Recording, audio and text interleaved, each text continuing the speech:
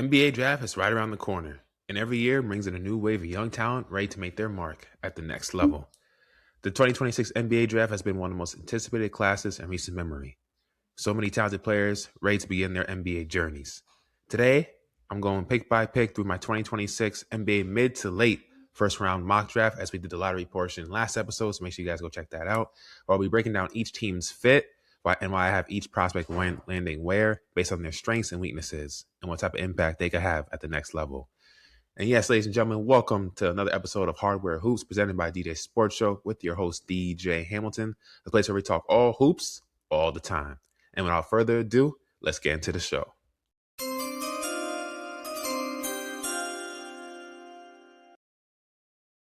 So at number 15, I have Cameron Carr, shooting guard from Baylor, going to the Chicago Bulls. 6'5", 185 pounds, 21 years old with a 7-foot wingspan. What stands out to me about Carr is he's one of the most dangerous perimeter shooters in the class and arguably the best pure shooting wing available. Last season at Baylor, he averaged 18.9 points, 5.8 rebounds, 2.6 assists, a little bit under a steal, and 1.3 blocks, while shooting 49.4% from the field and 37% from three on 6 attempts per game with a 58% effective field goal percentage. He was the only player in Baylor history to average 18 or more points while shooting over 49% from the field and 37% from three on at least 6 attempts per game from downtown. He makes sense here for the Chicago Bulls because the Bulls, they were a good shooting team last year in terms of three-point makes, but percentage-wise, they were 19th in the league. Carr is one of the best shooters in this class. He's a guy who's great off the catch. He was 92nd percentile on catch and shoot threes and off the dribble threes. While he was 70% of his threes were assisted, he showed enough shot-making versatility to attack closeouts and create his own jumper when needed. So he's not only a guy who you give the ball to and you have to spot him up and create looks for him, he can get his own offense as well. He has a beautiful shooting stroke with a high release point with effortless range, and that makes his jumper difficult to contest. One thing I also love about him is he doesn't stay stagnant or stuck in a certain area of the court. He's constantly moving without the basketball. He knows how to relocate into open windows, coming off pin downs, and that forces defenders to have to chase him around screens and make them work defensively. And he also was elite in transition, 1.31 points per possession in transition, which was in the 98th percentile nationally in college basketball last season. He's a dynamic athlete with legitimate vertical pop who can finish above the rim and add value as a cutter and transition finisher. And I think that works perfectly with the Chicago Bulls when you have a point guard like Josh Giddey who can facilitate, who's a big point guard, and who can make guys better. He's going to find that open man.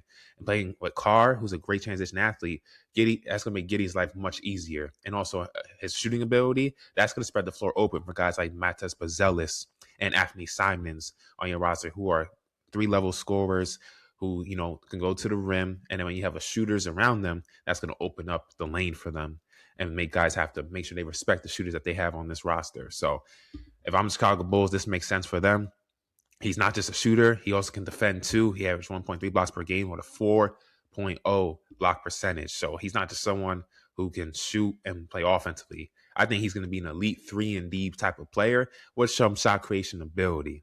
You don't see this type of shot blocking production, especially for a wing with that type of shot blocking production. And he has pretty solid lateral mobility. I like to see him add strength to his frame. He has kind of a thin frame on him at 6'5", 6'6". He kind of tends to have some lapses defensively at times. I need to see him be more active defensively, be more consistent on that end. It kind of fluctuates time to time, but he has the physical tools to be a really quality defender. He's still developing as a self-creator. Much of his offense currently comes from movement shooting, transition opportunities, and actions generated by his teammates. I don't expect him to be a guy who's going to create his own shot most of the time, especially early on in his career. Playing with a guy like Giddey is going to create easy looks for him, and Bazelis as well. Those guys are going to be the primary guys with the ball in the hands, and Simons as well as on that Bulls team. So I can see Carr just coming in, playing his role as an elite shooter who spreads the floor and also someone who can defend. The biggest question will be if he can evolve into an elite complementary scorer, into that player who can consistently create offense against NBA defenses. I think he's going to be an NBA wing whose shooting gravity will earn him minutes early in his career. He has a great combination of movement shooting, athleticism, transition scoring, and defensive upside that fits perfectly in today's pace and space era. If he adds strength and continues to improve as a creator, he has a pathway to become much more than a specialist. And I personally believe he has a chance to become one of the steals in this draft class. He has tons of upside. I think his best case, he's a starting caliber two-way wing who provides elite floor spacing, scores efficiently at all three levels, and develops enough shot creation to become a legitimate third offensive option on a winning team. And then his floor, I see a rotational guy who's a shooting specialist and floor spacer whose value comes primarily from movement shooting, transition scoring, and complementary offensive play. His comparisons to me are Aaron Wiggins and Trey Murphy III. I think he's going to be a guy who is an elite 3-and-D wing and also athletic to play above the rim. So I have Cameron Carr going to Chicago Bulls at number 15. At number 16, I have Nate Ament, the freshman forward from Tennessee, go to the Memphis Grizzlies. 6'10", 211 pounds, 19 years old with a 6'11" wingspan, just about 7 feet. He is an elite positional size wing, 6'10". That allows him to play either forward spot. He's fluid with the ball in his hands and can attack closeouts or low by bigger defenders who lack his speed and mobility. His size, length, and mobility give him significant upside as a multi-positional defender. I think he's going to be a guy who can defend wings immediately and maybe potentially fours. I think he can also defend small ball fives, but not initially in his NBA career. He has to add strength to his frame before he can do that. But if he adds that strength, 15, 20 pounds over the course of his career, the first 3-4 years, I could see him being able to guard small ball fives, especially in today's modern NBA. He fits the Memphis Grizzlies because they're on a different timeline now. I had them selecting Caleb Wilson in my lottery mock edition. Make sure you guys listen to that first. And I think they can go some big jumbo size wings in this draft class. If they go Caleb Wilson at 3 and then select Ament here, who I think is going to fall in that mid first round area. Maybe some people are saying he might fall in the late lottery, but I think he's more of a mid first round pick. I didn't really love what I saw in terms of consistency with him at Tennessee, but he does have a lot of upside. In Memphis, you're in a rebuilding situation.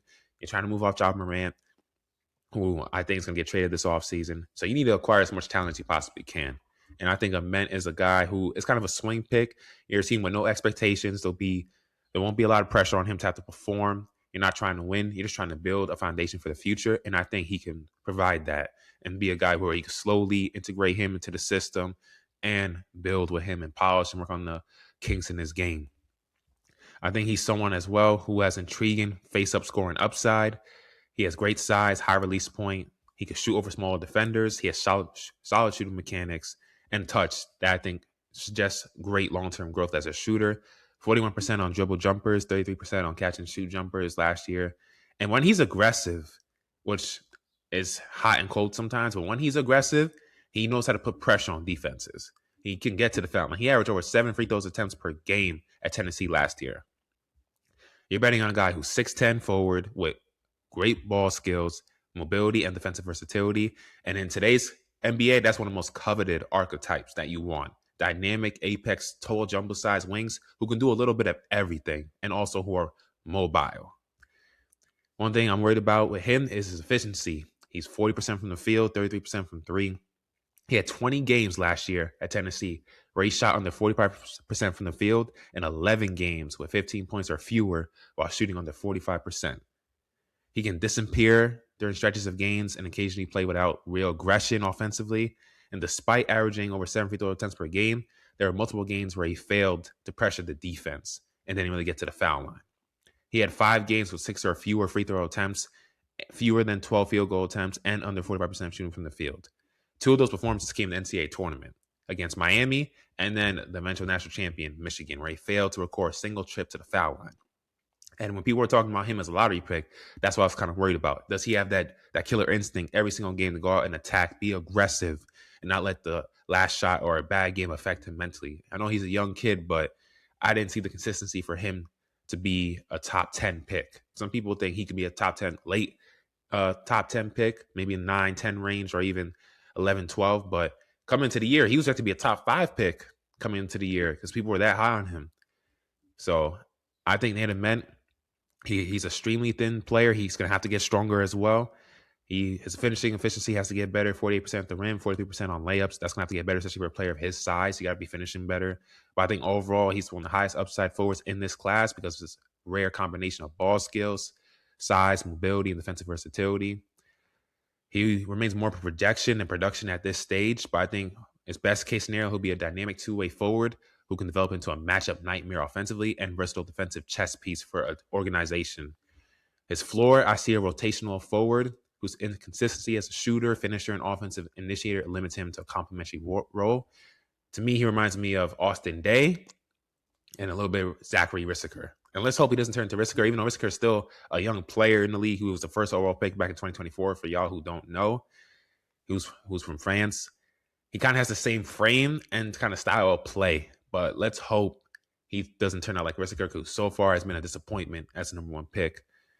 So that's something we'll have to monitor. But Ament, he has upside. We'll see how he can put all the tools together. But I think going to a situation like Memphis, where he doesn't have a lot of pressure on go to an organization that's trying to win, they're really in a rebuild phase, makes sense for him here.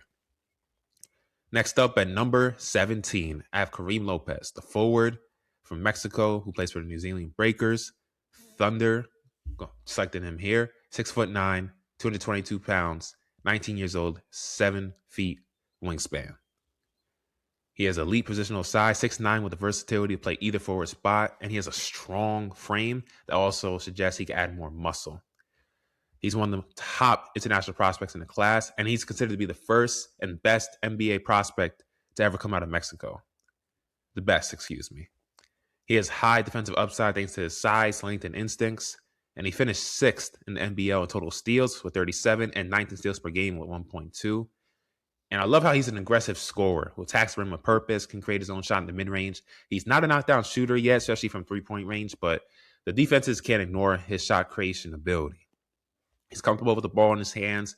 He has some point forward ability, a little bit, show a little flashes of those in NBL, who can initiate his own offense, create opportunities for teammates. And this fits perfectly for the Thunder. You're now getting to the point where some of your guys, like Cason Wallace and all these guys, they're all going to have to get paid soon. And so you're going to have a new group of guys on rookie scale contracts, especially in today's NBA, who can come in, provide for you, who have experience, and can play a role. And we saw with J-Dub out this year, who was out a lot with hamstring injuries especially. You're going to need a guy who can score, who's not afraid, and around the 6'7" to 6'9" range, a wing, who can go get his own, who can put pressure on the defense. AJ Mitchell, I know, turned into a guy this year for the team and will be going forward. But you want to add more depth, especially in that front court area. So when like J-Dub is out, if you had a guy like 6'8", 6'9", who can get his own shot and put pressure on defenses, and just, hopefully be a guy who also is confident in what he's doing, he probably could have beaten the Spurs in the Western Conference Finals. And I think Lopez fits perfectly here. And they have a great developmental staff in OKC. I think his jumper will definitely get better if he were to get drafted to the Oklahoma City Thunder. That's something that'll be his swing skill, because he shot only 35% from 3 in the last 2 NBL seasons on a relatively low volume. So that's something he'll have to significantly improve. But look how OKC has developed SGA, J-Dub, Chet. I'm confident in the developmental system over there in OKC. And I think Karim Lopez going here makes sense. And I know he has some defensive lapses as well. He'll need to get better defensively. I don't like his defensive consistency, but going to an organization that has winning habits, a winning formula, and a great developmental staff, I think this could do wonders for his career. I don't know if I ever see him being an all-star, but I could see him being somebody who can end up his best case. I see someone who's a solid starter at the NBA level, two-way starting forward, could defend multiple positions, facilitate the offense, and maybe become a third option on a really good team. I don't ever see a primary or a secondary option, but I think he could be his ceiling, a really good starter who's a third option on a solid playoff team. I think if his three-point shot becomes more reliable, his ceiling will definitely raise on what he could potentially be due to his size, his instincts, and versatility. His floor, I see a valuable rotational forward whose size, defense, and playmaking keep him on the floor despite his inconsistent shooting. He reminds me kind of Solomon Hill and Tristan da Silva. So I have Lopez going to the Thunder, and I think he's a great fit for the Thunder, who are trying to get back and win a championship next year. And this is a team that has the potential to be a dynasty. So you want to continue to get the pieces, especially as some of your other guys start getting more expensive, especially around your main core 3 and J-Dub, SGA, and Chet. So you want to continue to surround them with good role players in that respect. At number 18 now, I have Chris Cenac Jr., the freshman center from Houston, going to the Charlotte Hornets. 6'11" with a 7'5" wingspan, 240 pounds. He has a tall, long, mobile big with strong athletic tools who can run the floor like a gazelle. He finishes above the rim and operates as a reliable lob threat. High energy rebounder who consistently impacts possessions. 9.5 rebounds per game last year. 5.6 of them were defensive rebounds with a 26.1 defensive rebounding rate. He plays with a strong motor and excellent second jump ability. That allows him to extend possessions and stay active around the rim. He's a mobile defender who can cover ground well and recovers quickly in help situations and uses the length to disrupt plays. And he has solid touch as a scorer with some ability to knock down mid-range jumpers and baseline jumpers when left open. And he makes sense for the Charlotte Hornets. Like I mentioned on the lottery edition, my last pick, I had, what's his name, Tarris Johnson Jr. going there as well. Another activity, intense big man who's a great rebounder and a really good defender. Hornets, like I mentioned in that episode, they need the size. They got pummeled in the paint against that Atlanta Magic team in the play-in and throughout the season. Outside of Kalkbrenner, they don't really have much size on that interior, that toughness, that intensity that you need. And you need rebounding if you want to win at the NBA level.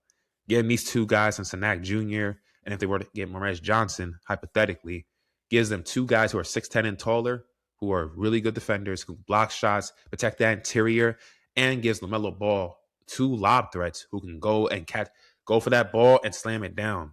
You know what I'm saying? And that's what LaMelo Ball, that's the pace he likes to play at. Those guys run the floor extremely well.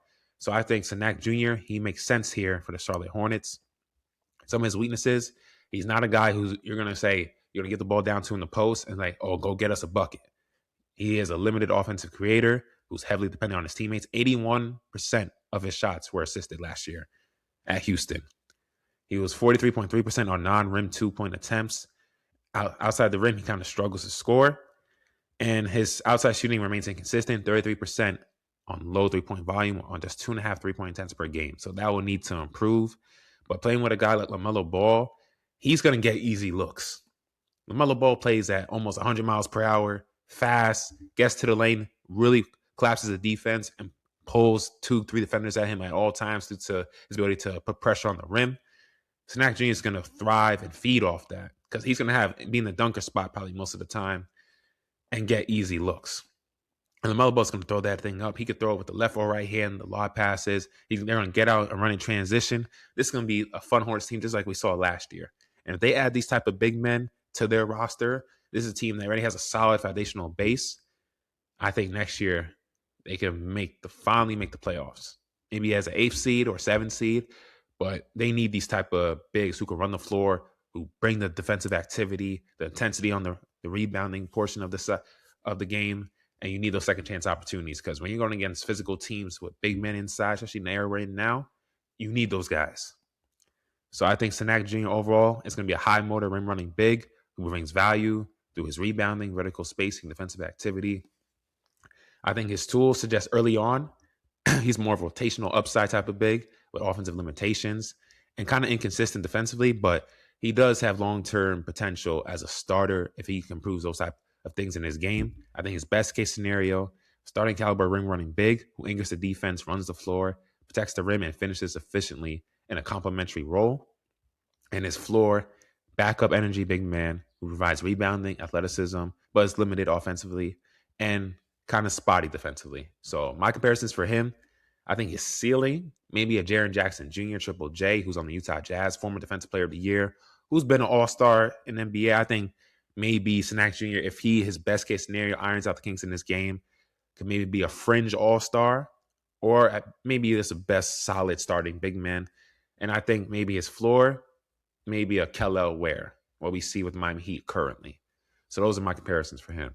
At number 19 now, Ebuka Okorie, the freshman guard from Stanford, going to the Toronto Raptors. 6'2", 185 pounds, 19 years old with a 6'7" wingspan. Okorie was one of the most electric scorers in the class last year. A true breakout freshman who averaged over 23 points per game, shooting over 45% from the field and 35% from three on 5.7 three-point attempts per game. He set the Stanford freshman scoring record with 719 points, surpassing a mark that stood for nearly 40 years. He has elite end-to-end speed, and for his size, he has a long arm, 6'7" wingspan that kind of offsets his lack of size as a point guard, especially in today's modern NBA. 6'2" is very short. He's a relentless downhill attacker who consistently puts pressure on defenses. He was ranked in the 90th percentile in rim attacking and attempted more than 7 free throw attempts per game. Exceptional body control. He knows how to control his body around defenders. He can finish through difficult angles and generate contact despite being undersized. A dynamic shot creator who can create his own shot off the dribble and score from all 3 levels. And he also takes care of the basketball, which I always love seeing from my guards. 31% usage rate, 8.7% turnover rate with only 1.9 turnovers per game. And this is a guy who was the guy at Stanford. Defenses were strategizing to stop him, and he still was able to secure the ball and take care of the ball and value those possessions, especially as a young point guard in college. That's pretty impressive. And he makes sense here for the Raptors. The Raptors, we saw Manuel quickly was injured in the postseason this year. They didn't really have that depth in their backcourt. And Okorie, I know he'll have to get stronger, but I think he could come in and be a guy who can immediately contribute on the offensive end. I think he can give you that scoring, that shot creation ability, and he's also a good defender. He generated 1.6 steals per game, and he used his length, his instincts, and active hands to disrupt opposing guards. So he's not the someone who can come in right away and impact the game offensively and give you some contribution as a rotational piece off the bench. But I think he could be a guy who also could defend ones and be disruptive defensively, get out in passing lanes, be a ball hawk. That's what you want. Especially as a young guy coming in, you need to establish your role first, especially when you're not one of those top 5 picks projected to be the face of the franchise. When you're a mid to late first round pick, you're trying to establish your role and trust with an organization and show the coach that you're worthy of getting those minutes. And I think Okorie can do that. He's an explosive offensive weapon whose speed, scoring instincts, and rim pressure make him one of the most dangerous guards in this class. I think his weaknesses, though, he's an undersized guard. He has a relatively thin frame that'll need to add strength. He's 185 pounds. I think he needs another 15 to 20 pounds of muscle. I think that'll come over time. I'll need to get stronger so he can better absorb contact offensively to finish at the rim and avoid being targeted by bigger guards and wings defensively. Despite constantly getting downhill, he only converted 54% of his attempts at the rim. That'll need to get better. So that suggests room for his improvement as a finisher. He's more of a scorer than a facilitator. He's not really a true playmaker. He's not someone you're going to say, okay, and generate and initiate the offense to create easy looks for other players on his team. He's someone who's more of a scorer who's looking to get his. And he doesn't really manipulate defenses. So that's something we'll have to look at. And he kind of has a low release point, especially when you're 6'2" and you have a low release point. That could be problematic against bigger, more athletic NBA defenders. So that's something he'll have to work on. I think overall, dynamic scorer and guard who thrives with the ball in his hands. He has elite speed, downhill aggression, shot creation, and the ability to draw fouls. That makes him one of the best explosive offensive players in this class. And if he continues to prove his strength and finishing efficiency along with his playmaking, I think he has the upside to be a high-level NBA starter or maybe even a 6-man type of player in the NBA. Best case scenario, dynamic starting lead guard, primary offensive or secondary or third offensive engine who could pressure defenses relentlessly, score at all 3 levels, and become a difficult cover for a team. I think his floor, maybe a microwave scorer off the bench who could utilize his speed, shot creation, and offensive firepower that make him a valuable rotation contributor off the bench. He reminds me a little bit of Kemba Walker when he was at UConn. That's a dynamic scorer, man. Kemba Walker, one thing we worried about when he was coming into the league out of UConn, like that small 6'1" frame. How's that going to thrive in NBA, especially when he's not an elite defender? He's not really known as a playmaker. He's more of a natural scorer as a point guard. And I think Okorie is kind of similar to that in that mold. But I think he's a really good on-ball defender. I think he can really score in many different ways. So I think he'll be just fine at the NBA level. At number 20 now, I have the San Antonio Spurs selected Henri Veesar. Hope I said that right. Or Veesar. The center from North Carolina, 7 foot, 225 pounds, 22 years old, 7'2" wingspan. Veesar is a modern NBA big with excellent mobility who can run the floor exceptionally well for his size. He shot 42% from 3 on 3 attempts per game, giving him a legitimate floor space and value as a stretch 5, which I could see at the NBA level. He's a versatile defender as well who utilizes his length, mobility, and instincts to protect the rim with 1.2 blocks per game while possessing the foot speed to survive switches. He's an efficient finisher around the basket. He converted on over 75% of his attempts at the rim. He's a dangerous lob threat in transition and pick and roll situations. He's a high IQ offensive player who can pass out of the post. He can make quick reads and facilitate offense in spurts. And he impacts winning without needing touches through rebounding, screening, rim running, floor spacing, and defensive versatility. And if I'm the San Antonio Spurs, you were the run-up in the NBA Finals. One of my main issues with the Spurs this year was their lack of depth behind Wemby in the front court. I mean, Luke Kornet, I told my friends, I don't trust the guy. And you saw throughout the playoffs, they couldn't really play him because every time Wemby went to the bench, the opposition went on a run because he's a cone defensively. And he's not that athletic. Luke Kornet was a liability in the postseason as they got deeper and deeper into the playoffs, especially once they got to the finals and like the conference finals area. He was someone you couldn't really play because it was such a precipitous drop off. And obviously, it's going to be a huge drop off going from Wemby to whoever, but it's like the guy couldn't even get you second chance opportunities. He couldn't defend, and he was a liability offensively. Veesar from North Carolina, I think, is a huge upgrade here for San Antonio Spurs. He gives him more depth in the front court. He can switch out and guard on the perimeter. He moves his feet well laterally. He could run the floor extremely well, athletic, could block shots, and I think that could be great in their second unit. And he's also fits their timeline. You know what I'm saying? He's 22 years old. He's a little bit older coming into the league than say a freshman or sophomore, obviously, because he's, I think, in his junior year coming out of college or senior year. I think, yeah, junior, senior coming out of North Carolina. He's a guy who has vastly improved his game over the years. And I love how he could pass out of the post. He can make quick reads. He can facilitate offense in spurts. He's a high IQ player. So even I could see him playing alongside Wemby. Maybe he could play the 4, Wemby could play the 5, or he could, mix it up. But I think he's someone who could really play along Wembayama, who can be that backup big for them long term as they continue to build this potential burgeoning dynasty that they have going on in San Antonio with all the young talent they have with Dylan Harper, Stephon Castle, and Wembayama leading the franchise right now. I think they need to add more depth, especially in that front court. Either they go big or they go for a wing at this spot. But I think going with Veesar here, this is a great pick for them. I think if he's there, if I'm San Antonio, I'm picking him because he can do so many different things on the basketball court. He can defend. He can finish well around the rim. And I like a guy who can impact winning without needing the ball in his hands. And he can spread the floor, which is something Luke Kornet can't do. So if I'm the Spurs, I'm looking at him. I think he's a great fit here, great pick. He also need to get stronger. I think he needs to gain at least 15 to 20 pounds of muscle. He's really thin. I think I'll need to improve. Despite shooting 42% from 3, he shot just 61% from the free throw line. That creates questions, I think, about his long-term shooting consistency. But with the Spurs developmental staff there, I don't have worries about that. Look how Dylan Harper vastly improved his game, especially his shooting in the playoffs compared to the regular season when he first started. So I think that's something that'll improve with the developmental staff in San Antonio. They have one of the best in the business and went to OKC, and they have all this young talent. I want to see them continue to add the depth and pieces they need to build this dynasty and the right roster around Wembayama. Overall, I think he's a modern NBA big man teams really highly covet. He combines floor spacing, mobility, rim protection, and high IQ, along with the finishing ability in a versatile package that impacts winning without needing plays called for him.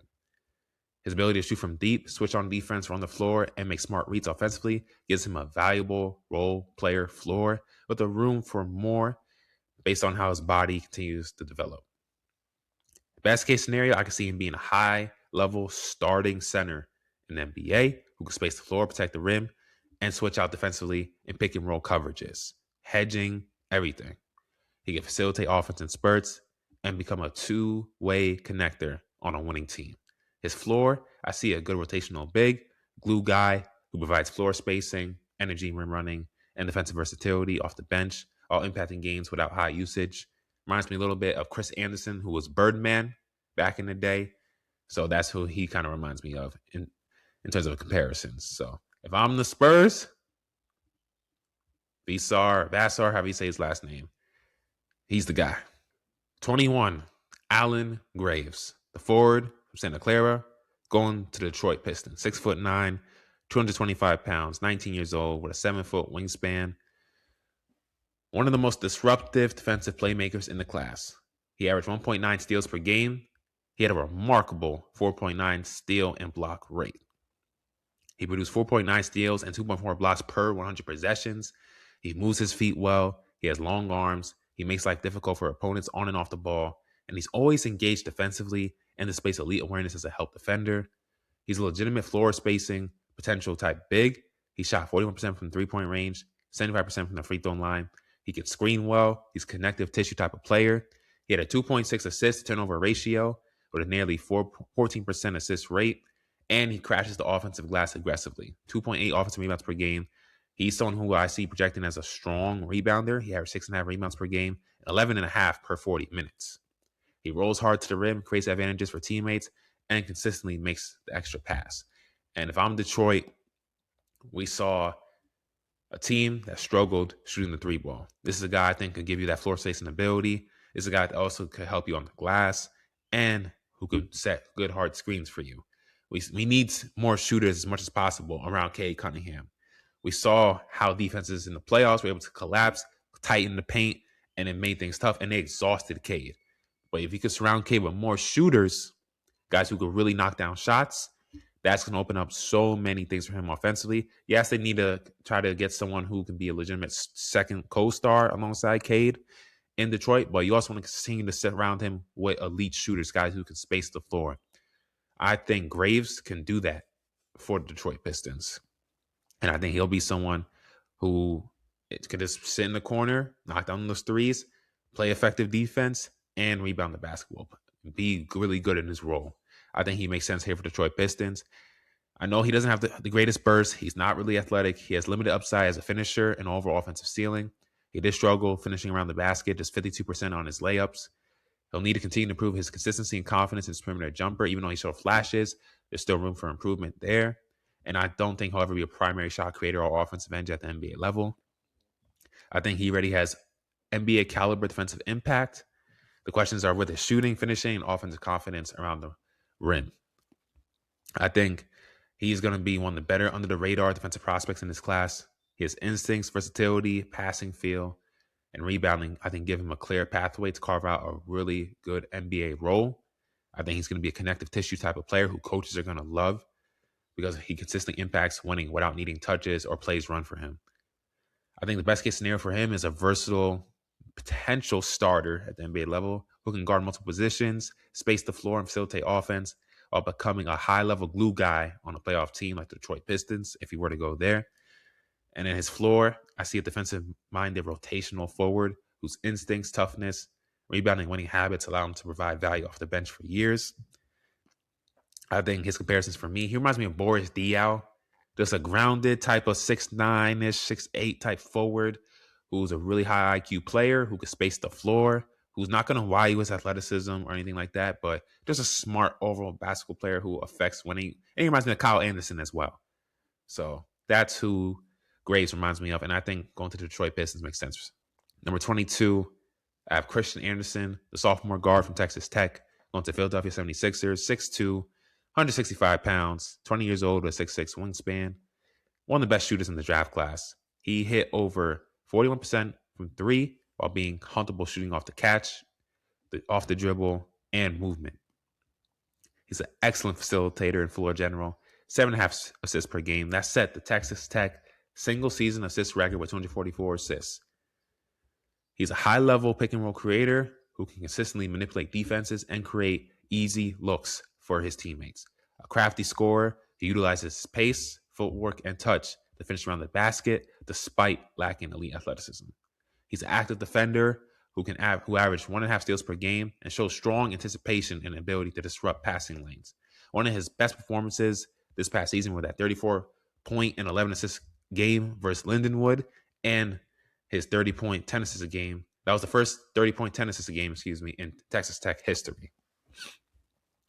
He's a competitive leader who embraces the big moments. He's a great free throw shooter as well, and reinforces his long-term shooting projection as an NBA player. And I think the Sixers, especially when you traded Darren McCain to the OKC Thunder, I think this can make up for it.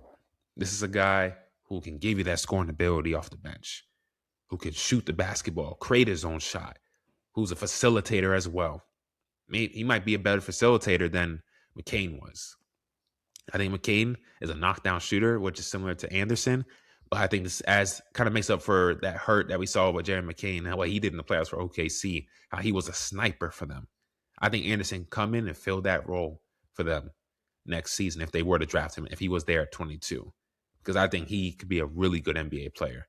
I don't know about all-star or anything like that. I don't think he'll ever be an all-star because I think he's kind of undersized for NBA league guard and doesn't have elite length, especially for being short. But I think he could be a guy that can just provide a spark off the bench in terms of scoring productivity and facilitating duties. He doesn't possess elite burst or explosiveness, which I think can make separation tough for him.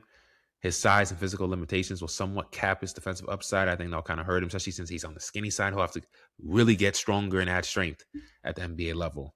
And he was kind of turnover prone, 3.3 turnovers per game, showing he can occasionally force the issue when carrying a heavy creation burden. But I think when you pair him with Tyrese Maxey, VJ Edgecombe, Joel Embiid, you're not going to need him to create so much. So I think that will definitely go down in terms of that aspect of his game. But I think that will be something we'll have to monitor. But I think he also doesn't generate a lot of elite rim pressure against bigger defenders. That will have to improve as well. But I think that'll get better over time, over the course of his NBA career, once he gets stronger and more confidence in his game. He reminds me a little bit of Darius Garland and, ironically, Tyrese Maxey.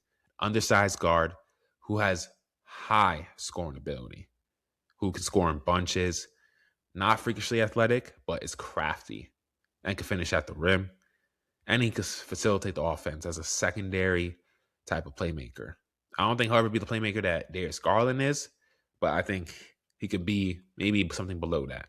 So I have him going to the Sixers. I think his best case scenario, a solid NBA starting point guard one day who can score in bunches and maybe run the offense either as a primary or secondary creator.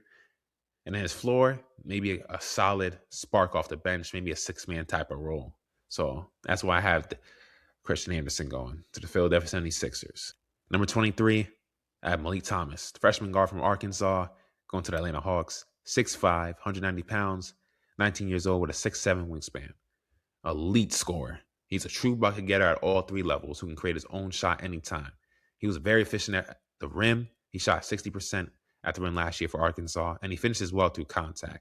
A knockdown shooter who shot over 41% from three-point range. That ability to be efficient from three-point range on over 5 attempts per game forces defenders to have to stay attached to him.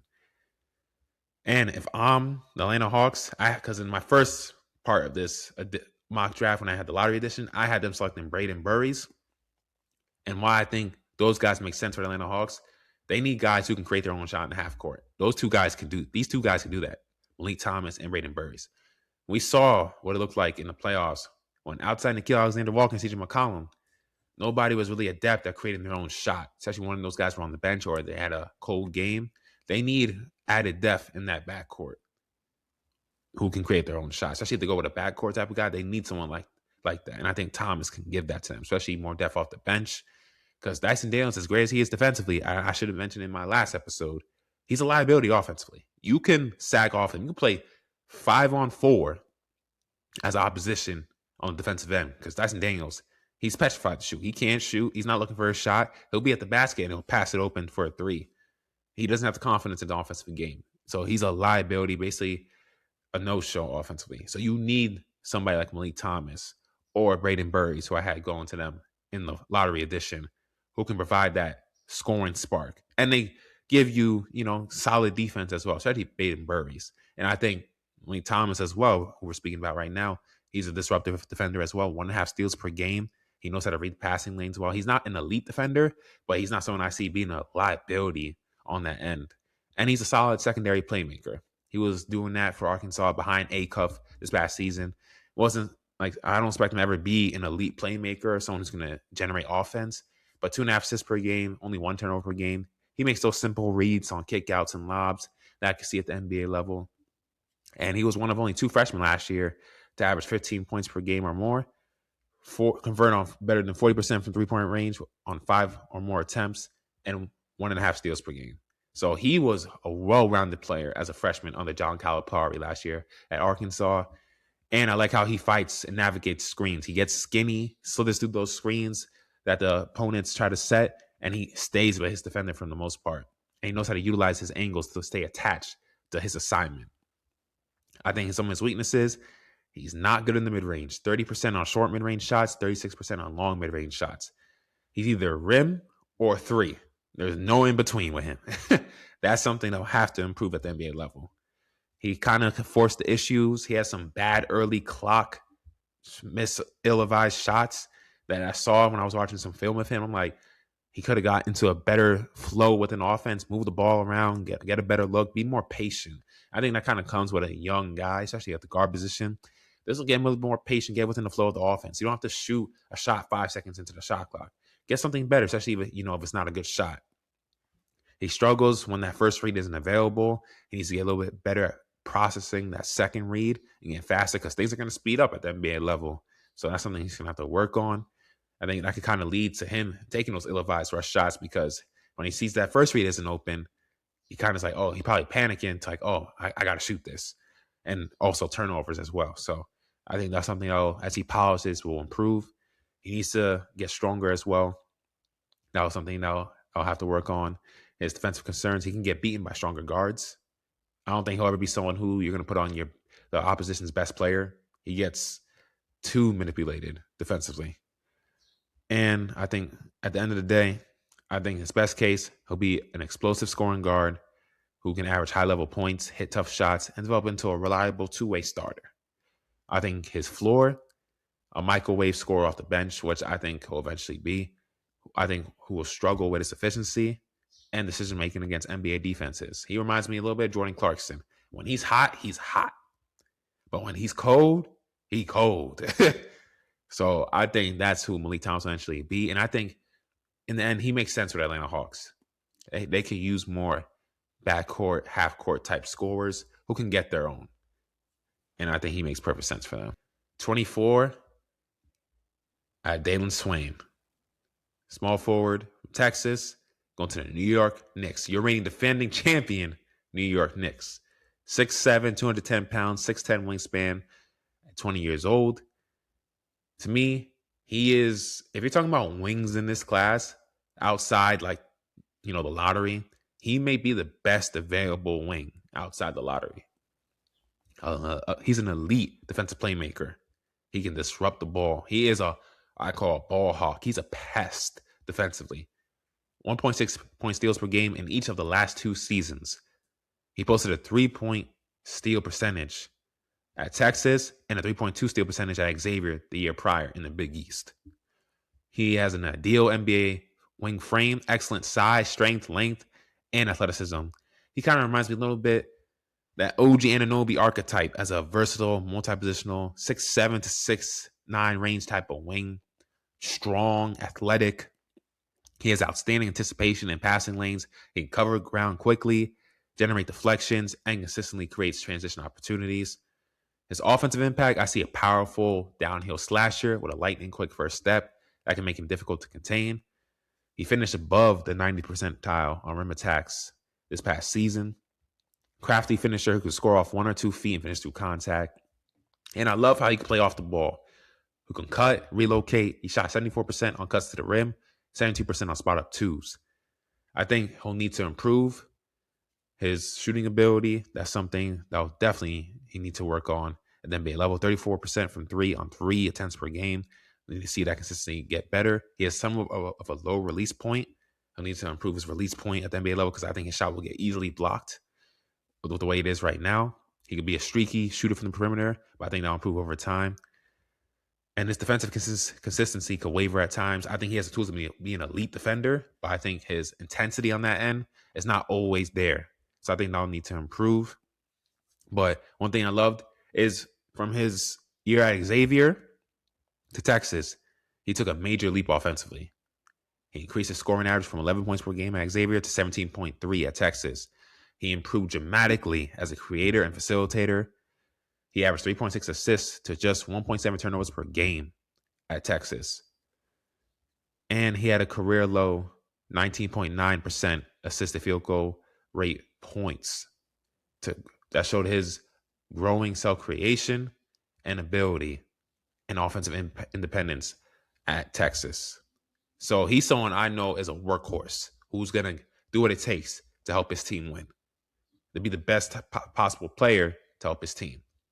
And he's a strong positional rebounder, 7.5 rebounds per game and 9.2 rebounds per 40 minutes, which is excellent for someone at his position and his size.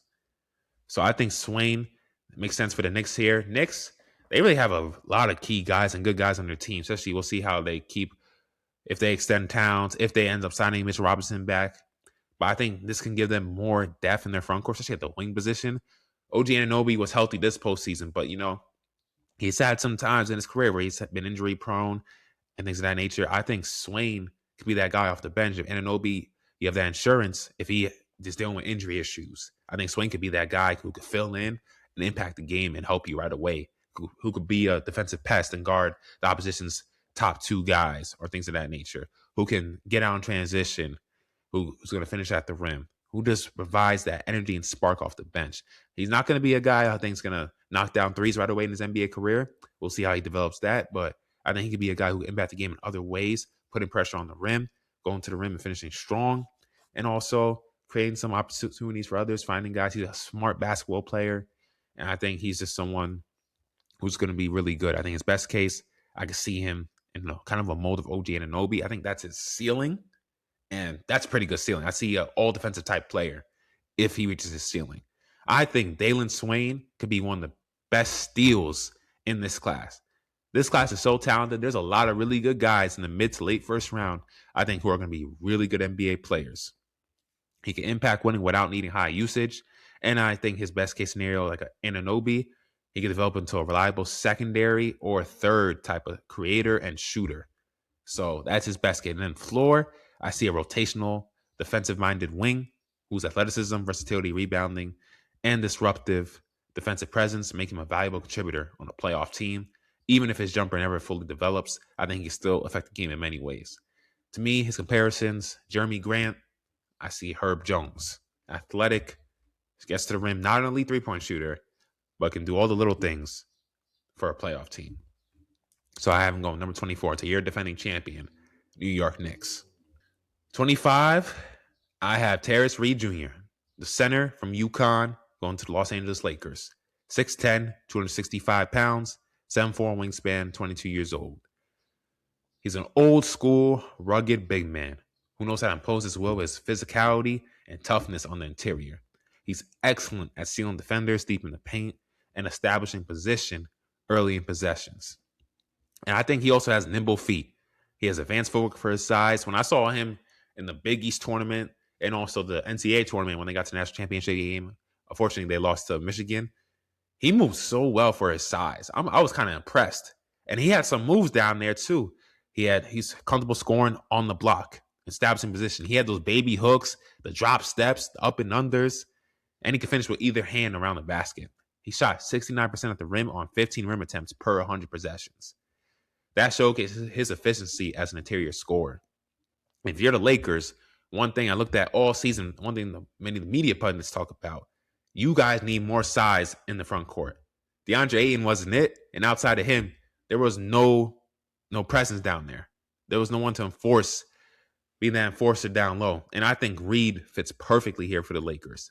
He's someone who can also give it to the ball down low, and he can make a little move. I'm not saying he's going to be your go-to scorer, but I think he's someone who has enough skill and has shown that he's not afraid to face up, do a little post move, and get his baskets, provide some value offensively.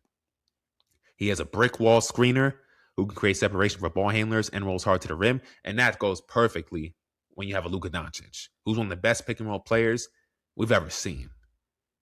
And his ability to finish at the rim and his mobility for his size, I think he could be perfect for Doncic. And he's also a guy who can be an effective lob threat. He has strong hands and is capable of finishing above the rim. So playing with a Luka Doncic is a dream come true if I'm Tarris Reed. If I'm Tarris Reed, I'm trying to be drafted by the Lakers. Because Luka Doncic is any big man who is an effective lob finisher and plays pick and roll a lot. That's the guy I want to play with. He also can create his own shot, especially when it comes to facing up when he's at the rim within 15 feet or more. And he's a defensive anchor. He's protected the rim at UConn. He deterred opponents from attacking the paint. 2-point blocks per game, posting an elite 8.4 block percentage. He's one of only 2 players in college basketball this past season to average 14 or more points and 2 blocks per game. The other was Zuby Ejiofor, who we're going to get into later.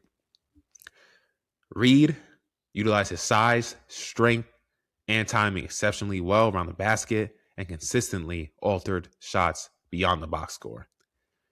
He was a relentless rebounder with a relentless motor who consistently generated second and third effort opportunities. And that's one thing I think the Lakers need, because Ayton, he doesn't play with that motor, that intensity, that passion. You put Reed in that situation, I think certain games, situations for the Lakers are different.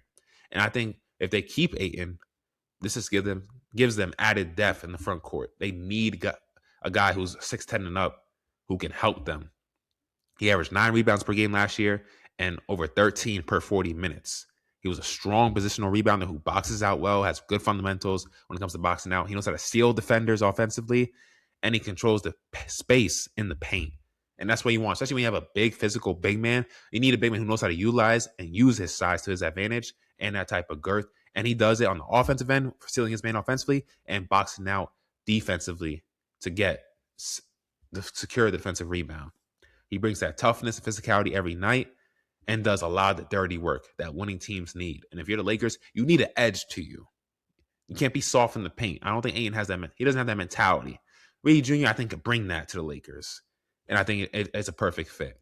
Some of his weaknesses, he's not a floor spacer. He attempted just 4 3-pointers all season, and he did not make one. He's mostly confined to the paint with his offensive game. He's more of a traditional center than a modern-day stretch big. Teams will sag off on him. That will clog driving lanes, so it might make it a little bit tougher for your offensive to be flowing. And he shot just 61% from the foul line. That's something I'll need to improve. And then for someone as physical as him, who plays and bangs down low, he only shot 4.4 free throw attempts per game. He'll need to do a better job at drawing contact consistently to be able to take advantage and capitalize on his physicality and try to get to the foul line for easy points. And then outside of his screening, rolling, and post scoring, he doesn't really provide much offensive versatility, which might definitely be a limitation at the NBA level. I think he's one of the most physically imposing big men in the class. He's a throwback center who excels at the tough physical aspects of the game, protects the rim, controls the glass, and sets crushing screens and finishes efficiently around the basket. I don't think he'll ever be a floor spacing big, but his motor, physicality, and defensive presence give him a strong pathway to becoming a productive NBA center. And the best case for Reed, I think he's going to be someone who's going to be a starting caliber center in NBA. If he reaches his ceiling, he'll be more of a mobile type of traditional type of big man who can anchor a defense, dominate the glass, and protect the rim while providing efficient interior scoring as a pick and roll threat. And I think his floor, a high energy backup center who could rebound, screen, provide toughness and rim protection, and be a valuable rotational big on a playoff team. I think his comparisons for me are Andre Drummond and a bigger version of Isaiah Stewart. So if I'm the Lakers, if Reed is there, I think he's the perfect fit for you guys at 25. Next up, at number 26, we have Koa Peat, the freshman forward from Arizona, going to the Denver Nuggets. 6'8", 245 pounds with a near 7-foot wingspan. The 19-year-old is a physically imposing forward with an NBA-ready frame who I think can immediately handle the physicality at the NBA level. He's a powerful athlete, exceptional strength, and explosiveness. He finished 69.7% of his rim attempts and consistently scores through contact. He moves extremely well laterally and is an impressive vertical athlete for his size. He runs the floor hard, fills lanes in transition, and excels without the ball in his hands. And he possesses excellent touch and power around the basket. He knows how to utilize his strong power dribble before finishing with authority. And he's a highly efficient finisher who understands his role and doesn't need high usage to impact the game. He shot 60% in transition, 62% as the roll man, and 71% on putbacks. He's an excellent cutter and play finisher who thrives around movement and activity. And I think this is perfect for him. The perfect situation playing in Denver. You're playing with Nikola Jokic, who is an Einstein, a supercomputer as a playmaker and offensive hub. We see how he makes other guys around him better. He's gotten guys big contracts due to make them look better due to his superb IQ as an offensive initiator and hub running the offense. Peat fits perfectly within the Denver system because he can get out in transition. He can fill transition lanes. He moves well without the basketball. And Jokic is going to find you. And I think this could be a perfect situation for him in his young career. Play with Nikola Jokic. Because Jokic is going to bring out the best in him. And he kind of could be in that Aaron Gordon role. He kind of is the same size. He's really athletic. He's kind of a tweener, not really a true 4, but also doesn't have the skills to be a true 3. But Aaron Gordon obviously developed as he, progressed throughout his career with his 3-point shooting and everything, and has become a really good NBA player. Probably, to me, out of the non-All-Stars in the league, he might be up there in terms of the best non-All-Stars in the NBA. And I think Pete could be that type of guy, similar to Aaron Gordon, who could play that type of role as a cutter, play finisher for Denver, and he just fits perfectly within the system. He's also a connective passer who averaged 2.6 assists to just 1.6 turnovers per game, which is good for a 1.6 assist to turnover ratio. He has pretty advanced passing instincts. He knows how to make smart reads, smart passes. And he has a strong lower body physical strength that I think could help him defend the stronger 3s and 4s at the NBA level. He knows how to utilize his strength well in the post and should be able to hold up against physical forwards and be able to front his man defensively. He has great winning traits that I love. He doesn't require touches to be effective and can impact the game through screening, cutting, rebounding, defense, and passing. He plays within himself and understands how to complement higher usage teammates. So it goes back again to my point why I think he fits perfectly with a Jokic, who's going to have the ball in his hands and dominate the ball most of the time offensively for Denver. And we saw with Denver, we don't know if Aaron Gordon can stay healthy. His last 2 seasons now, he's dealt with injuries and he's getting older.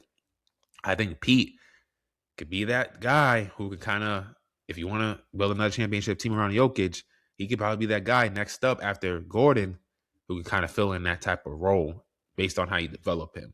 Because I think he could do everything Gordon can do in terms of moving without the ball, being athletic, finishing for lobs, just doing all those type of little things, rebounding, playing defense. He's a high IQ player. The shot will have to get better, obviously. But I think just similar to Aaron Gordon, he wasn't a shooter when he first came into the league. This gives Denver Nuggets depth, and if he turns out to be a really good player, he's on a rookie contract, then that can give you the flexibility to move off Aaron Gordon if you want to, especially if he proves he can't stay healthy, which he has in the last 2 postseasons now, which probably has cost them another chance at a title. And when you have a guy like Jokic, a talent like him doesn't really come along often, especially when you're the Denver Nuggets. No free agents are really coming to play in Denver. So you want to get a guy like Pete, especially in the draft, who can turn to the high-quality role player. He'll need to improve his off-ball awareness defensively and his overall defensive consistency away from the ball. He recorded less than a steal and block per game. That needs to improve, especially when he has the size to be at least a solid defender. Like I said, his shooting will be his major swing skill. That will determine how long he lasts in NBA and what he ultimately becomes in NBA. 35% from 3, and he attempted just 23 total threes for Arizona last year. He shot just 62% from the foul line. That will need to improve dramatically. His jumper can be rushed and mechanical. When I saw when I was watching the film, he leans forward a lot on his jumper, which can kind of lead to a tough miss and hard miss, especially on the back rim. He needs to improve his touch and mechanics on his shot, and he needs to improve his ball handling ability and learn how to create his own shot. But I think overall, he has an NBA-ready body, strong finishing ability, defensive versatility, and a high feel for the game. He's kind of a modern-day power forward who impact winning in a variety of ways. Best case scenario, I see a high-level 2-way starting forward, defends multiple positions, creates advantages as a slasher, and could be maybe a secondary or tertiary type of playmaker who could develop into a reliable perimeter shooter. His floor, a valuable rotation forward whose strength, athleticism, passing, and off-ball impact can make him a role player on a playoff team. Comparison, I see a young Aaron Gordon, a highly dynamic, athletic type of player, great in transition, great cutter, plays above the rim, who's a finisher, but not a great shooter yet. Needs to improve his shot creation ability. He reminds me of a young Aaron Gordon. I think going to Denver is a perfect situation for him. And they need another type of guy like that. So, Koa Peat going to Denver Nuggets at number 26. Next up at number 27, I have Jayden Quaintance, the forward from Kentucky, going to the Boston Celtics. 6'10", 252 pounds, 7'5" wingspan. The 18-year-old is one of the most physically gifted big men in the class with elite defensive tools. When you have a 7'5" wingspan with enormous hands and you're still growing into your body, that's scary. He's a terror around the rim. 2.6 blocks and 1.1 steals per game over 24 games at Arizona State. He is an elite shot blocker. 5.1 blocks per 100 possessions with a 5% block rate. He's shown the ability to really be a defensive anchor and alter shots and really control that area of the paint, which is what you want to see your big man do. He has an NBA-ready frame. He has broad shoulders, strength, and the physicality needed to battle inside at the NBA level. He's nimble for his size, for light feet, and he has explosive leaping ability, and he moves well for a big man. He projects as an elite rim runner who can thrive as a lob threat and finisher alongside a high-level playmaker. We'll see if Jaylen Brown gets moved or Jason Tatum this offseason, because there's a lot of rumors now of Giannis potentially getting traded to the Boston Celtics, so we'll see what happens. But as of right now, as I record this on Sunday, June 21st, on Father's Day, if he plays with Jaylen Brown and Jason Tatum, they're going to create easy looks for him. And one thing about the Celtics, because he shot 75% as a roll man, so he's an elite rim runner, and he can be an elite roll man as a roller and finisher.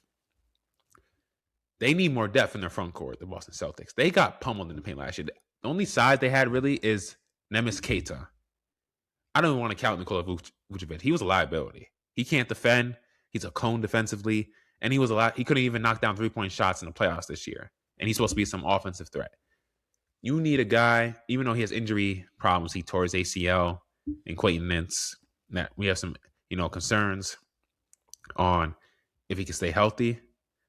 But he has a lot of upside, and you need size down low. You need a active big man who can block shots, who rebounds the ball, who rolls hard to the rim, athletic, who's a lob threat. Because you need someone in that second unit who can provide that for you. And he closes out quickly. He has great foot speed. He can defend in space.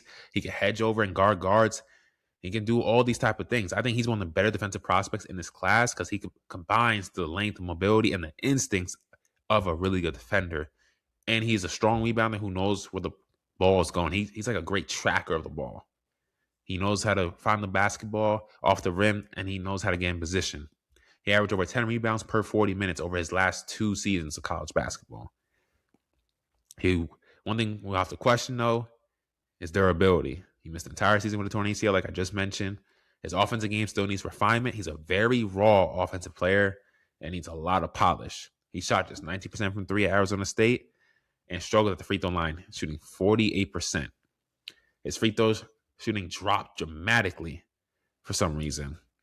And I think that will need to vastly improve because you don't want to have a situation where teams can just hack him and force him to the foul line.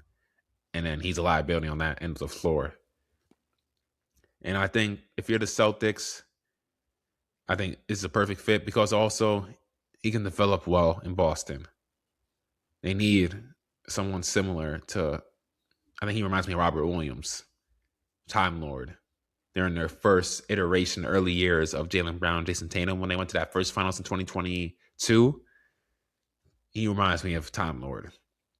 Around the same size, really athletic, long arms, go-go gadget type arms, can block shots as a rim deterrent, but is raw offensively. Not really someone you're going to see as a guy creating his own shot. He needs to continue to become more disciplined defensively. He kind of fall for pump fakes, but I think he's one of the best defensive bigs in this class. He's like a modern-day defensive big who can change games without needing the ball.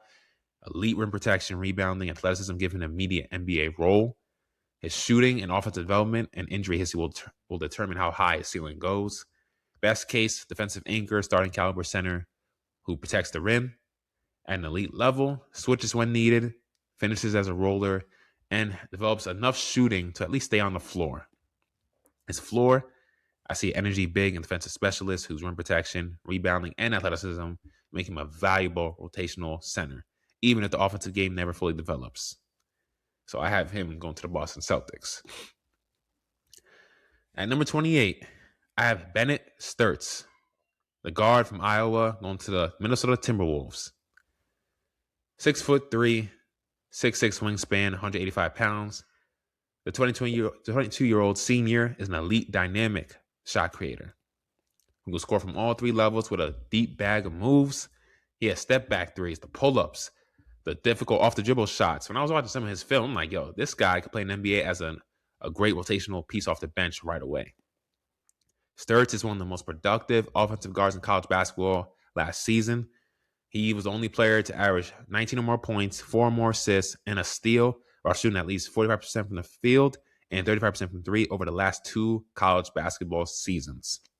He's a high-level shooter with beautiful shot mechanics, with a quick release and the ability to get shots off against tight defensive pressure. He's keen on drawing contact, shooting over 7 free throw attempts per game the last 2 seasons.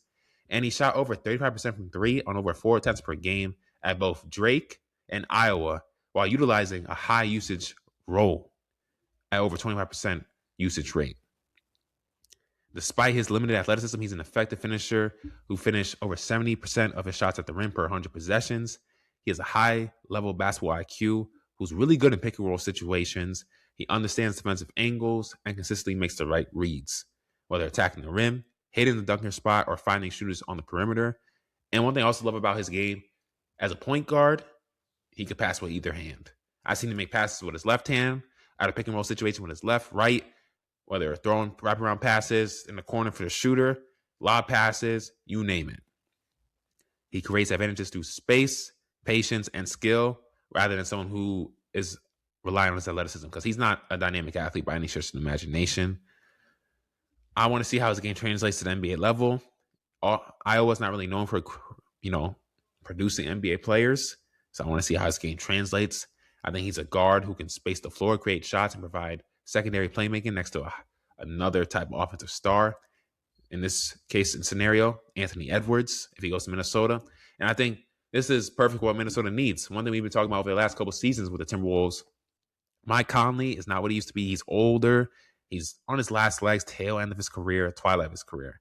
You need a point guard who can create his own shot and run the offense alongside Anthony Edwards. And this makes even more sense now, considering Dante DiVincenzo will be out all of next season, most likely, with a torn Achilles. So this is the perfect pick if I'm the Timberwolves. If he's there, I'm going with Stirtz. He's everything you need because you need a point guard. You need more help in the backcourt to help alleviate pressure off Edwards. And Stirtz, guy who played 4 years, to be able to come in right away, play within the system, and run the offense. If he's able to do that, that could help Anthony Edwards to do what he does best, which is get buckets, be that true shooting guard that he is. I'm not saying Stirtz is going to be someone who's going to start. Maybe he could be a guy who can run the second unit, but I think he could be someone who could come in right away and provide something. And he's a really good shooter, so he's going to be someone I think could space the floor as well. And he has a quick trigger. He gets that shot off quick. So I think he could help the Timberwolves in many ways. And that's something they have sorely lacked the last couple of years, is that help in the point guard and the depth at the point guard spot. He is limited athletically. That's one of my concerns with him. He doesn't have elite strength or burst or vertical explosion compared to NBA guards. So I think he'll struggle finishing against stronger defenders, trying to absorb contact. That's something I need to see. He's already 22 years old, so I don't know how much more room there is for him to be, a real elite player. How much better is he really going to get? And he needs to improve. He could impact games without carrying a massive offensive workload. Like when he's not carrying an offensive workload that's massive, can he still impact games? I think he'll be even better now that he's playing with an Anthony Edwards or Jaden McDaniels, guys like Tarris Reed. I think that's going to make him even a better shooter because he's going to have more open looks. And then also as a playmaker, those guys are going to finish better off his passes. So I think Stirtz, if he were to drop to 28 and the Timberwolves select him, this is a perfect fit for him. I think he's a modern offensive guard who wins with his skill, shooting, and basketball IQ. Best case scenario, starting offensive guard who becomes a high-level shot maker, a tertiary type of creator who can be a reliable floor spacer in a playoff rotation, and his floor backup point guard who can provide shooting, scoring, and playmaking off the bench while being kind of maybe a liability defensively. I think he reminds me of Peyton Pritchard of the Boston Celtics. Kind of an undersized guard, but an elite shooter who can really space the floor, can create his own shot. It's not just someone who has to rely on others to give him the ball and create open looks for him. He can dribble, penetration, shot creation, all those type of things. So I have Stirtz going to the Minnesota Timberwolves. Number 29, Zuby Ejiofor, center, St. John's. Have him going to the Cleveland Cavaliers. 6'8", 245 pounds with a 7'2" wingspan. The 22-year-old is the reigning Big East Player of the Year and Defensive Player of the Year. Shout out to Rick Pitino, who I got to speak to at the 2024 Big East Media Day. Because, man, he has transformed this young man's game. Before Rick Pitino came onto the scene at St. John's, I'm going to tell you right now, Ejiofor probably wouldn't have been an NBA player. He probably wouldn't have been in this position to be a potential late first-round pick. He transformed his mentality, his game, and it showed these last 2 years at St. John's. He improved dramatically in all aspects of the game. He's a relentless workhorse who plays with nonstop energy, toughness, and physicality on both ends of the floor. Despite being an undersized center, he compensates that with his strength, his effort, and his positioning, especially when it comes to rebounding.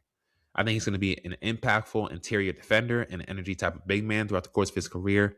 He was an elite offensive rebounder who consistently created second chance opportunities. He averaged 3.3 offensive rebounds per game last season and led the NCAA with 4.4 offensive rebounds per game in 2024-25. And if I'm a team, I'd love to have someone who could rebound the offensive boards. That gives us more possessions, which can help us win games. He's a switchable defender defensively who was capable of defending pick and roll actions. He can provide help defense, stay attached to guards. He has quick feet. When I was watching some of those games in NCAA tournament, especially that game against Kansas, he was getting out on those screens, man, and guarding them guards. Especially Darren. Like, he was guarding Darren Peterson. I think he forced a turnover on Darren Peterson on one play, if I don't remember. And he was really active in that game. And I said, man, he moves very well for a big man, which is what you want to see in the modern NBA. That's what teams want and need. That's what you have to be able to do. He has one of the best defensive instincts in the class. He anticipates passing lanes well. He consistently jumps predictable passes. He's excellent at fronting the post and preventing opponents from establishing deep positions. He's a disruptive defender with active hands who can pressure ball handlers to create turnovers. And he was a really good rim protector. He averaged 2.1 blocks per game last year with a 7.2 block percentage. Offensively, he was a physical finisher who embraces contact and constantly attacks the rim. He has a reliable right-handed hook shot and drop step counter around the rim. He shot 66% at the rim last season.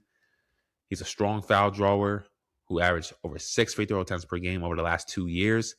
And he improved as a playmaker. He increased his assists from 1.6 to 3.5 per game. He's an effective short roll creator who uses his gravity to find open shooters and make quick reads. And I love his winning traits. He brings that intensity, that high motor, every possession who can impact the game with his rebounding, his defense, screening, and effort plays. And if you want to win a championship, you need these type of guys. We've seen it with the New York Knicks, Josh Hart. The Warriors had it with Draymond Green, Golden State Warriors. They're in their dynasty run. You need those type of guys who can do the dirty work, who don't care about the numbers, that can help you win championships. And I think Ejiofor could be that type of guy for any team that ends up drafting him. He has a mentality and physicality of a playoff-style big man. Some of his weaknesses, his shooting will be a major concern, 30% from three on only 1.5 attempts per game. He's limited as a floor spacer. I don't see him ever being a guy who's going to be a knockdown three-point shooter. He's still hesitant from his mid-range, though sometimes I watched him during his St. John's years, and he'll have a shot right there in the mid-range, and he tries to go into a tougher shot at the rim when he could have just easily shot the 15-footer. He needs to work on that aspect and confidence in his game. He's undersized for a center, 6'8", 6'7", maybe, and he doesn't really have the skills for a wing, and he's not tall enough to be a true center or power forward. So he's kind of a tweener, if we have to be honest. He struggles to finish over length, despite his shooting efficiency at the rim. That's something he'll have to improve on at the NBA level. And he won't be able to bully guys in the paint at the NBA level like he did in college. So he'll have to get more crafty, more skilled. I think he's one of the most toughest, impactful big men in this class. I think he's going to carve out an NBA role through his rebounding, defensive instincts, and rim protection, along with his motor. Best case, a starting caliber defensive center who can anchor a playoff defense, especially maybe in the second unit. He could dominate the glass, switch in space, and develop enough offensive skill that will punish teams that play small. His floor, I see a high-energy rotational big who can impact winning through rebounding, rim protection, screening, and defense, even without becoming a reliable shooter or offensive threat. He reminds me of Jalen Williams on OKC Thunder, not the All-NBA one. I'm talking about the role player one, the one that wasn't really hurt this past season. That Jalen Williams. And Xavier Tillman. And I think he makes sense here for the Cleveland Cavaliers, because one thing we have always questioned with the Cavaliers since their tenure with Donovan Mitchell and Jared Allen, Evan Mobley, they seem to be missing that intensity that you need come postseason time. They don't have that toughness that in the interior. They need a guy who brings that edge, that toughness, and could kind of get their teammates going, who provides that spark, that energy, that intensity, especially in the playoffs. If you want to get into the next level, you need to have that mentality. And we saw how they got pretty much punked against the New York Knicks. And Ejiofor, he brings that toughness. He played in New York with St. John's. He knows what it's like to play under Rick Pitino, who's one of the toughest coaches to ever play for. And I think he could bring that edge, that intensity, that motor on both ends of the floor for a Cleveland Cavalier team and be a good role-playing rotational big man for them and provide second chance opportunities for them as well, especially if they do decide to move off Jared Allen this offseason. Or even though they said Evan Mobley might be untouchable, we'll see what happens. But if they do decide to move off Jared Allen, he could be a guy who could come in and be a guy off the bench who could, I think, impact the game right away, especially on the defensive end and rebounding-wise. So at number 29, I have him going to Cavaliers, and I think he makes perfect sense for them.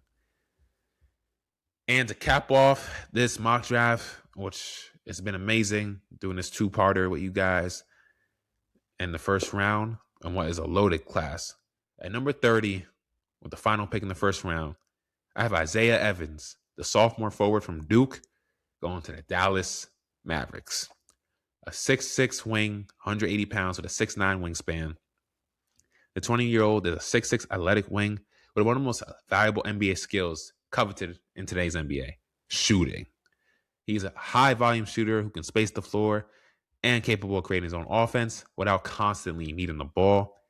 He was an elite shooter for Duke. He shot 36% from three on 7.5 attempts per game. That is high volume and solid efficiency for a shooter. He made 101 threes on 280 attempts, and he's comfortable shooting with volume. He's great off the ball. He utilizes his flare screens, ghost screens, and handoffs to get open. He has a quick release, which makes him hard to contest. And he has deep NBA range. I'm not just talking about regular thing. He can shoot that thing from deep. And that pairs perfectly with the Dallas Mavericks. And I had the Dallas Mavericks in my first part, the lottery edition, selected Mikael Brown Jr. because they could use a secondary shot creator to alleviate pressure off Cooper Flagg and Kyrie Irving if they keep Kyrie Irving this offseason. But Evans, I think, makes sense here because the Mavericks need shooting. That's something they kind of struggled with last season. They need floor spacers. And he makes sense for them. He's one of the best shooters in the class. I think he's going to be one of the best 3-and-D players in this class. I think he could be another guy who could be a steal. And another caveat, he played with Cooper Flagg. He played with him at Duke. They have that chemistry already. They're kind of similar. They're kind of familiar with one another's strengths and weaknesses.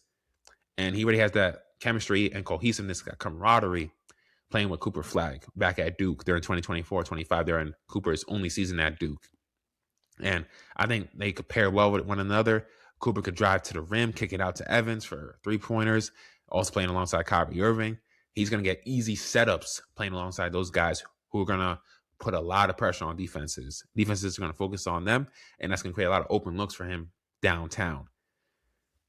He's an athletic finisher as well. He's not just a guy who can shoot shots. He can attack closeouts well. He has long strides that help him get downhill. He's a pretty good finisher at the rim. He can finish above the rim. And he also shot over 67% at the rim at Duke last season. 44% on short mid-range shots, 35% on long mid-range shots. He's a solid lateral mover defensively. He can get down in the stance, defend. I don't think he'll ever be an elite defender, but I think he could be a guy who's at least serviceable defensively and won't be a liability. He needs to get stronger. That's something he'll have to improve. He's only 180 to 185 pounds. He weighs as much as I do, and he's 3 inches taller than me. He's going to have to get stronger. He can struggle against NBA wings. He's not a playmaker by any stretch of imagination. He averaged under an assist per game throughout his 2 seasons at Duke. You look at his overall averages, under assists per game. That has to get better. He needs to make better reads and have better decision-making and get faster with his processing.